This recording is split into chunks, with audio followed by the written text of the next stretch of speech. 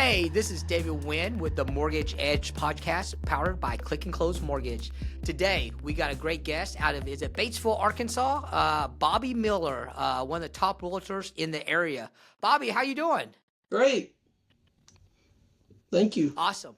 As you folks know, this coast show caters to the top realtors from across the country. And today we got the luxury of talking to Bobby Miller from Batesville, Arkansas. Man, you know what? Not a lot of people know, but where the heck is Batesville, Arkansas? Batesville, Arkansas is in the north central part of the state. I like to think of it as the gateway for where the flatlands and the mountains start to meet. The White River, you think of the White River there, it's home to that. So it has a lot of there's a lot of variation in that area of land, way it lays, and a lot of different wildlife and avenues people can explore. That's awesome. That's awesome. So a top realtor in Batesville, Arkansas. So you've always been a realtor, Bobby? How long have you been a realtor? I have. I started out after college in the '90s. I went to work in our family business. I spent time there almost about 20 years, and then when we sold our family store, and when we did in 2018, I went into real estate and went to the real estate company called Rich Realty. And In 2004, you said? 2018. So you've been in real estate for about 6 years and doing really well. I mean, have you always been this successful or in real estate? Well, yeah, I felt the growth as every year has come along. I've been able in a good position with the company I'm with to succeed. Uh, the it's a wide open. I feel like it was a wide open opportunity. If you can, it's there. If I need the help, my broker's there for me. Uh, we're the largest producing company in the area, and we've been consistently there for several years as well. So let's talk about the real estate market in Batesville. What is it? Is it a buyer's market, a seller's market? What's it been like the last year? What would you Well, say one as of we our sit here biggest talk today? challenges. I'm sorry, what? No, go ahead. One of our biggest challenges has One of been your that biggest challenges is what? we uh, don't is our inventory. We do have a that's some lack of inventory as well, but that has gotten a little better since 2022. But it's still there. So it is still a seller's market, very much so there. And to be so successful, how do you get your leads? Are you buying leads? What's that? How do you get all your leads that you're making all these closes? Well, being have been in the business I was in, made a lot of contacts. We were in auto. You mentioned what I'd done in our family business. It was in the automobiles. Had a lot of customers. Our business we were in operation for a total of 36 years. And so that's Oh how I first wow. started off was with customers that I had sold cars to, that we had serviced in the dealership, and that's how I really started to start with from there. And as you know, once you have listings and you have customers, it grows. That's awesome, man. That's awesome. So family business, been there for 36 years. So I have to ask, I guess you were born and raised there? I was born and raised in a town of Melbourne. That's where our family business was. I actually live. Okay. It's about 30 minutes north of Batesville. And I live outside of that, but I cover that area as well. I'm in an area where no, I just work the Batesville market. I also work in Sharp, Stone, Izard, Independence County, and also Fulton, and I've covered some others. But that's yes, that allows me where I live to be able to. I'm centrally located to where I need to go. Sure. So what's that territory look like? I mean, because a lot of times when you work in a big city, you work in a small area. It sounds like you got a pretty broad capacity there. What's the distance? 100 miles, 200 miles? What's the Uh, territory you cover? what I'm looking at, okay, so being I'm in rural Arkansas. So you're not just work one neighborhood. You're going to, in my situation, when I get in the truck, I may be going 40 minutes either direction of a drive to me, is what it comes down Yeah. to. So that's about, so you could say that's the distance easily that I'm going to cover in a day. I mean, either way, I'm going to what direction I go. That's Sometimes an awesome. hour. So let's talk a little bit about your heritage and your family. You were born in Arkansas. I know something from us just us talking, but let's talk about your dad. He was in politics a little bit in Arkansas. Is that correct? He was. He started our family business in 1980, and then in 99 he was looking to for a new chapter, and he had two sons to work in his business and run it. So he went to ran for state senator, and he had ran in 1974. I think 74 is when he ran. He almost won it and didn't. And then but when 99 came, he decided to go for it again, and he was elected. And he served 10 years in the as an Arkansas state senator. He had to leave because of term limits. Is what we have now. Right. That's awesome. So you and I think you said your uncle was also in politics. Is that right? His uncle, my dad's uncle, would be my great uncle. He served in the House of Representatives for approximately 50 years. And the reason why that's why he had to leave was he left right about when Dad went in, but he was in the House and served there as well. That's awesome. So civil servant, man, y'all got servant leadership in your family. I guess that's where it comes from you. So tell me, you know what? You were in the family business. You sold cars. You know what? Your family sold the business. What made you decide to get into real estate? What was it? What was the draw to real estate for you? Well, I would say that having when I was in the car business, I loved real estate from an investment standpoint. But I never was on the side of helping someone with a purchase or sell their home or I never got to have that experience. But having been in the automobile business where, you don't just sell someone a car. After you sell the car, there's a process to help them get their purchase made. There's a process to get them in, if they need something in the service department, you have to have good people working there. You have to take care of them. And I always saw the real estate as similar scenario. Whereas, and you know this, once you have a contract, that's not the end. That's just the start of the work. That's when the work begins. And so, you're working Right. with lenders and appraisers, inspectors, and everything you're trying to do to help your client get to the finish line. And so I kind of saw that. So, well, there's a similarity of service being provided, and I'm very interested and intrigued by that. And so, it definitely that part really was appealing. And I thought, well, I already have the experience with that, so that's probably a fit. And the company that I went to, they had been my broker for several years before. When I was I was busy in the automobile business. If I had that broker to help me with purchases or sales, and so it was someone that I had trust in, people I knew. It was a good fit. I felt like it was a good fit for me. That's awesome, man. That's awesome. And now, fast forwarded, was it 6 years later?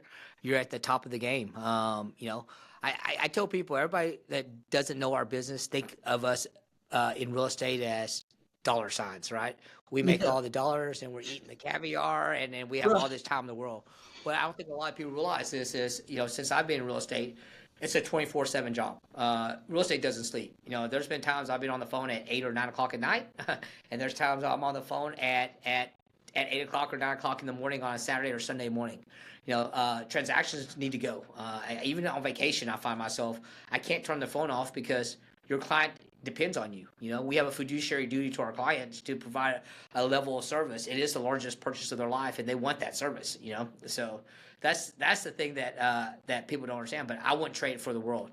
The the the amount of time that it gives me, and also you control your time. You may work a lot of hours, but you also can put it on the shelf and space it out, and go to your kids' events or do whatever. That is true. That was the appeal to me. I've been married now for 25 years. We have three Okay. children. They're all three teenagers. And when I got into this business 6 years ago, they were some approaching that. They were still little, but not all teenagers. And so it was something that appealed to me. I think what you just hit on.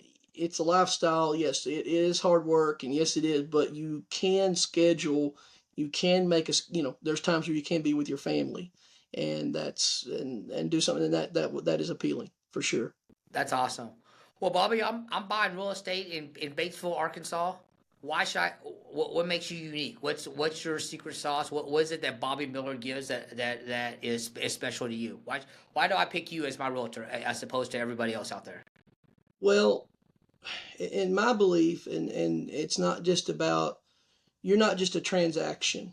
It's to me, this is a part of whether, and I'm sure you feel this way as a lender as well. It's about the relationship. uh, you get to Hundred know percent. things about people. You know their kids. You might even know their pets' names. You know things about them that because you care. Because I care. It's get to know them and their needs. It's not just about. It's not Yeah. just the writing the contract. It's more than that. I've had clients that I've spent.